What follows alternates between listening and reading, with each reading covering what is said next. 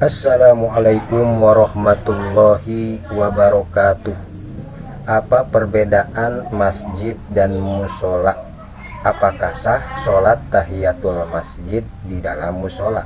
Oke sahabat, kita jelaskan sampai jelas ya. Yang dinamakan musola itu ialah setiap tempat yang dipakai untuk sholat. Itu kuncinya. Di rumah misal ada tempat yang dikhususkan untuk sholat, nah itu namanya musola. Di kantor ada tempat untuk sholat, itu namanya musola. Di mall ada tempat untuk sholat, itu namanya musola. Tapi tidak semua yang dinamakan musola itu adalah masjid, karena masjid itu punya definisi khusus. Jadi kalau sholat tahiyatul masjid di musola itu tidak sah kalau statusnya bukan hukum masjid. Nah, lalu apa yang dinamakan masjid?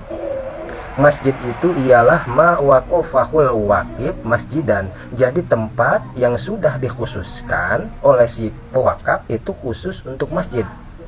Nah, jadi yang dinamakan masjid itu ma waqafahul waqif masjidan, ialah tempat yang sudah diwakafkan khusus untuk masjid. Bukan selain masjid, bukan untuk diwakafkan untuk madrasah, bukan untuk diwakafkan untuk hal lain, tapi udah dikhususkan wakafnya itu untuk masjid. Nah, ketika statusnya untuk wakaf untuk masjid, maka udah lepas kepemilikan dari kepemilikan makhluk, itu udah menjadi hak Allah. Nah, maka yang sah untuk sholat tahiyatul masjid itu ialah di tempat yang sudah diwakafkan untuk masjid. Jadi bukan setiap tempat yang dipakai untuk Jumatan itu masjid, karena sholat Jumat itu tidak harus di masjid, boleh di selian masjid.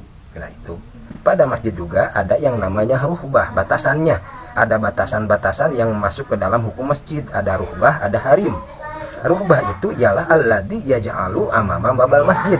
Nah itu hukumnya seperti hukum masjid, ialah teras atau tempat di luarnya tuh ada teras, nah itu masih hukumnya hukum masjid, itu ruhbah.